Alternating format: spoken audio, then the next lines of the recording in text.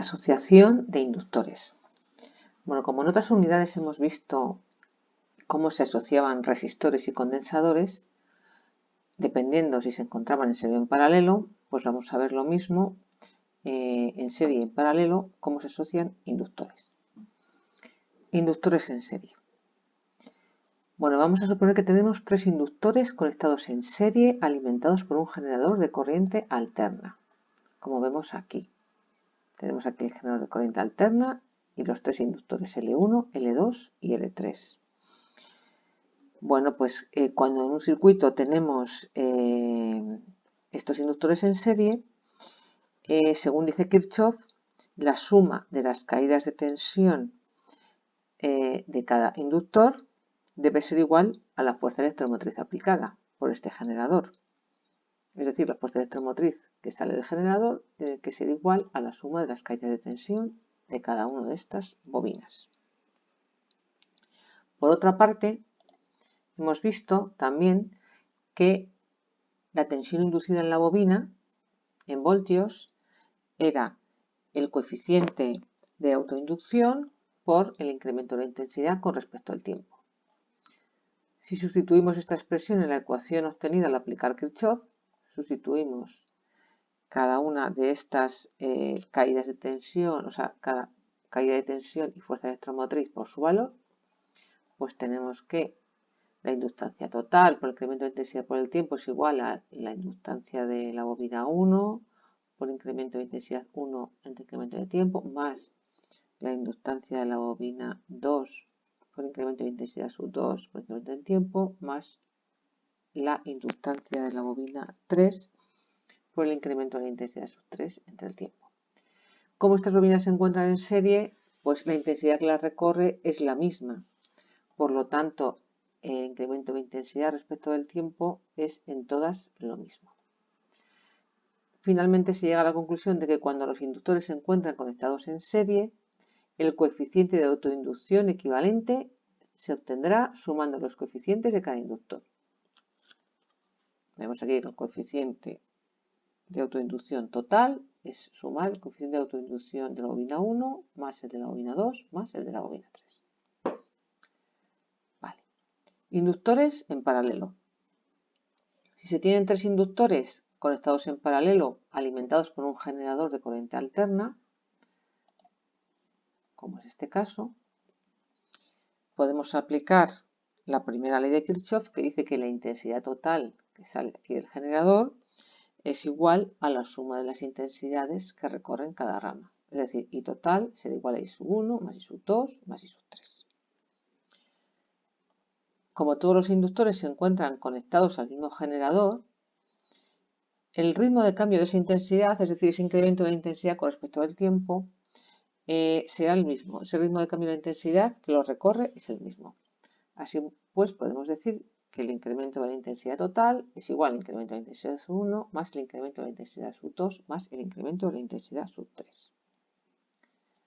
Vale, entonces ahora vamos a ver qué valor tiene el incremento de la intensidad. De esta fórmula, ¿vale?, en la que la tensión inducida veíamos que era el coeficiente de autoinducción por incremento de la intensidad con respecto al tiempo, despejamos el incremento de la intensidad y sacamos que es igual a esa tensión inducida dividido por el coeficiente de autoinducción y por el incremento de tiempo.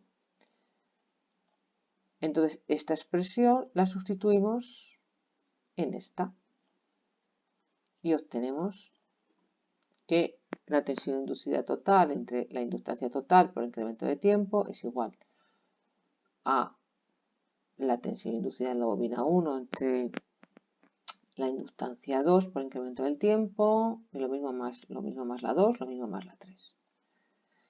En un circuito en paralelo, la tensión es igual para todos los segmentos conectados, es decir, I total es igual a I1, igual a I2, igual a I3. Por lo tanto, aquí tenemos que 1 partido por L total es igual a 1 partido por L2 más 1 partido por L1 más 1 partido por L2 más 1 partido por L3. Si despejamos el coeficiente de autoinducción total, lo que obtenemos es una fórmula que es igual a cuando sumamos resistencias en paralelo. Es decir, que el coeficiente de inducción total o inductancia total, LT, será igual a la inversa de la suma de las inversas de los coeficientes de cada inductor. Vale. Cuando se conectan inductores en serie, la inductancia equivalente es mayor que la del inductor con mayor coeficiente de autoinducción. Pero si se conectan en paralelo, el coeficiente total será menor que la del inductor con menor coeficiente. Vale. Grado de acoplamiento. Bueno, pues hemos visto que cuando se asocian inductores en serie y en paralelo, pues tenía las fórmulas que acabamos de ver, pero no hemos tenido en cuenta que hay un efecto importante entre bobinas que puede ser la inducción mutua. Es decir, que se influyan unas bobinas sobre otras si están suficientemente cerca. Cuando los inductores se encuentran alejados, sus campos magnéticos no se influyen entre sí y el coeficiente de autoinducción equivalente se calcula como acabamos de ver, en serie o en paralelo, según estén dispuestos. Pero si los inductores se encuentran uno al lado del otro, pues aparece el fenómeno de la inducción mutua, donde ambas bobinas inducen una tensión a la otra. Esa inducción mutua depende, por tanto, de la distancia entre los inductores y también depende de la orientación de uno respecto de otro. Si las bobinas se encuentran alineadas, la influencia será máxima. Y si están dispuestas perpendicularmente, mínima. Entonces, en función de esta orientación de una bobina con respecto de la otra, vamos a definir el nivel de acoplamiento entre los inductores. Y para esto se emplea el grado de acoplamiento. El grado de acoplamiento indica el porcentaje de líneas de campo magnético emitidas por una de las bobinas que atraviesa la otra. Y su valor se expresa en tanto por 1. De manera que si decimos que el grado de acoplamiento entre dos bobinas es 0,4, queremos decir que el 40% de las líneas de campo emitidas por cada bobina afectan a la otra. El grado de acoplamiento puede ser aditivo o en oposición.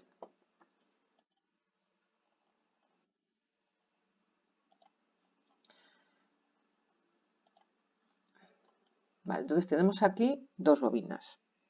Estas bobinas, al estar en línea, tienen un grado de acoplamiento del 100%. Están acopladas al 100%. Pero aquí, en este caso, estas dos bobinas, sus campos magnéticos se suman aumentando la inductancia equivalente y en este caso se oponen disminuyendo la inductancia equivalente. Si nos damos cuenta aquí, entra la corriente por aquí y circula en este sentido, Si utilizamos la regla de la mano derecha para saber dónde está el polo norte y sur de esta bobina, vemos que aquí aparece el polo norte y aquí aparece un polo sur. Y como este bobinado sigue igual en esta bobina, la dirección en la que circula la corriente es la misma, aquí aparece un polo norte y aquí aparece un polo sur. Por lo tanto, estas dos bobinas tienen un grado de acoplamiento del 100% y además están en serie aditiva. Se atraen. Entonces sus campos magnéticos se suman y aumentan la inductancia equivalente.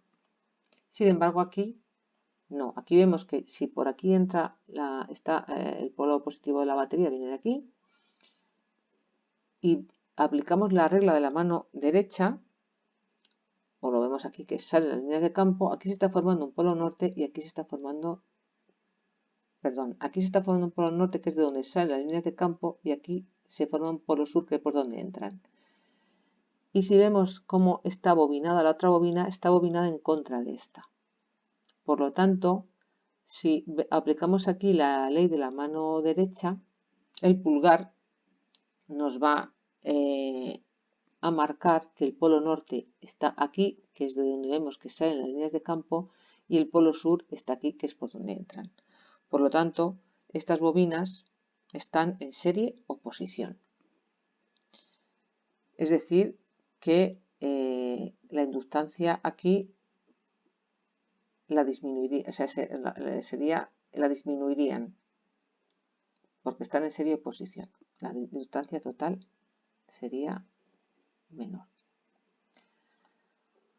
Vale, entonces, sabiendo el grado de acoplamiento, que es la letra K, ¿vale? En tanto por 1 hemos dicho, sabiendo el grado de acoplamiento, el coeficiente de inducción mutua entre dos bobinas será Lm, es el coeficiente de inducción mutua en henrios, es igual a K, que es el grado de acoplamiento en tanto por 1, por la raíz cuadrada de L1, que es el coeficiente de autoinducción del inductor 1 en henrios, por L2, que es el coeficiente de autoinducción del inductor 2 en henrios. Cuando se tienen dos bobinas en serie acopladas en mayor o menor grado, y esa serie es serie aditiva, el coeficiente de autoinducción equivalente será L total, será L1 más L2 más 2 por Lm. Cuando se conectan en serie oposición, el coeficiente de autoinducción equivalente, L total, será L1 más L2 menos 2 por el coeficiente de inducción mutua, Lm. Si la conexión es en paralelo aditiva, el coeficiente de autoinducción total es 1 partido por 1 partido de L1 más Lm más 1 partido por L2 más Lm. Es decir, la fórmula es igual que la que tenemos cuando se conectan en paralelo, solo que a cada coeficiente de autoinducción le sumo el coeficiente de inducción mutua. Y si la conexión es en paralelo oposición, es lo mismo que la anterior, solo que a cada coeficiente de autoinducción de cada bobina le resto el coeficiente de inducción mutua. En ningún caso se podrá alcanzar un acoplamiento del 100% debido a las pérdidas eléctricas y magnéticas, pero sí valores muy cercanos.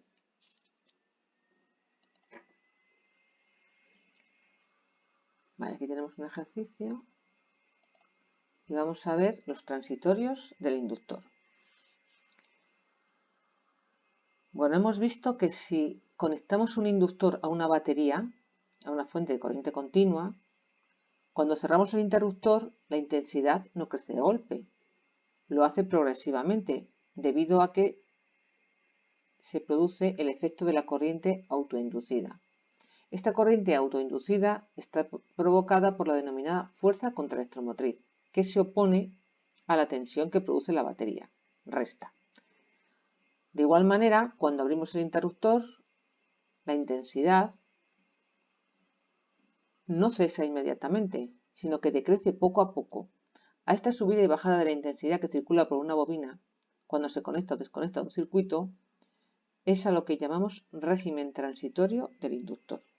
Es decir, que tarda un tiempo en coger la intensidad propia que tiene que coger el circuito y tarda un tiempo también en que esa intensidad decrezca, hasta ser cero cuando se abre el interruptor.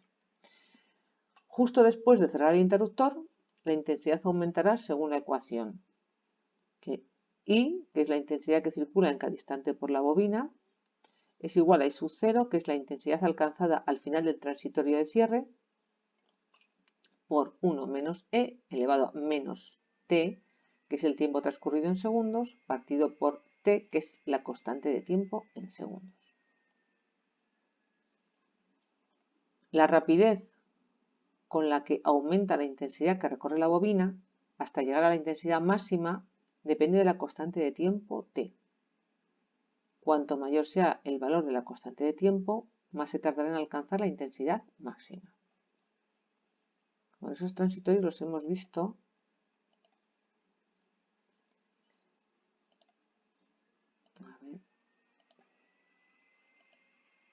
aquí, cuando veíamos que cuando se cerraba el interruptor o cuando se abría, se tardaba un tiempo, que veíamos que era 5T,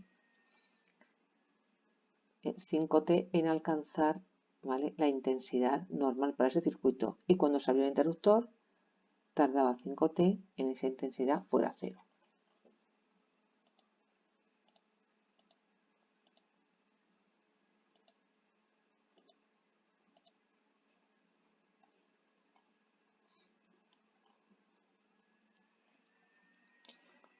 Bueno, eso es la rapidez con que aumenta la intensidad hasta llegar a la intensidad máxima, depende entonces de la constante de tiempo.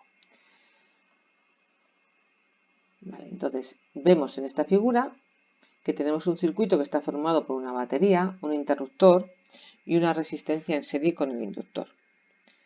Cuando se cierra el interruptor, aparecerá una corriente eléctrica.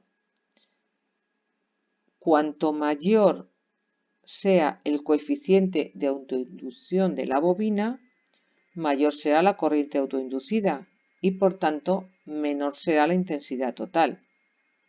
Es decir, cuanto mayor es la inductancia de la bobina, más se opondrá esta a que aumente la intensidad. Por otra parte, cuanto mayor sea el valor óhmico del resistor, menor será la intensidad que circule. Y si esa intensidad que circula es menor, menor también va a ser la autoinducción de la bobina.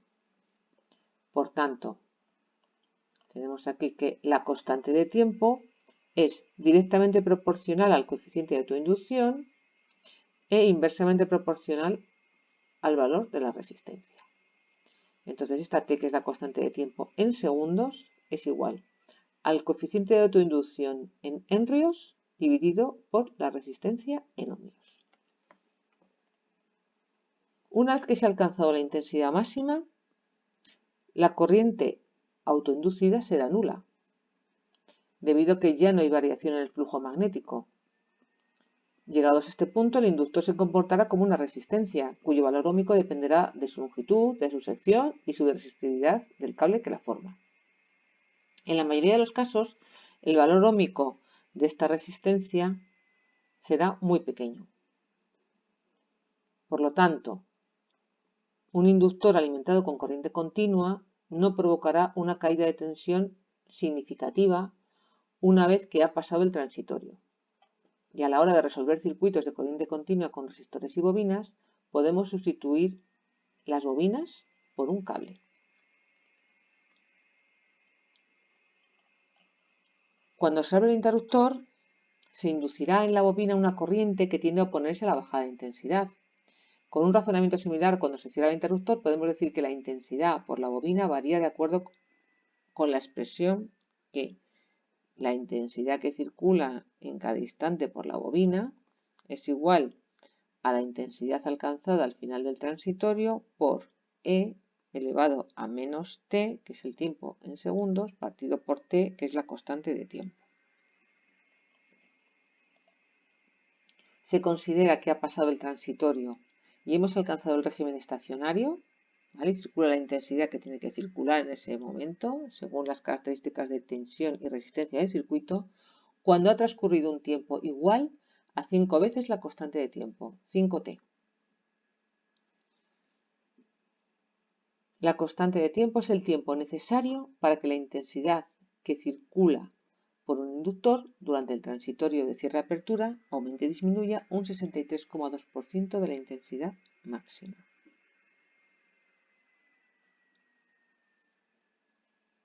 Y remarco, se considera que ha pasado el transitorio y hemos alcanzado el régimen estacionario cuando ha transcurrido un tiempo igual a 5 veces la constante de tiempo, 5t. Que esto es como igual en los condensadores también era 5t, si os acordáis.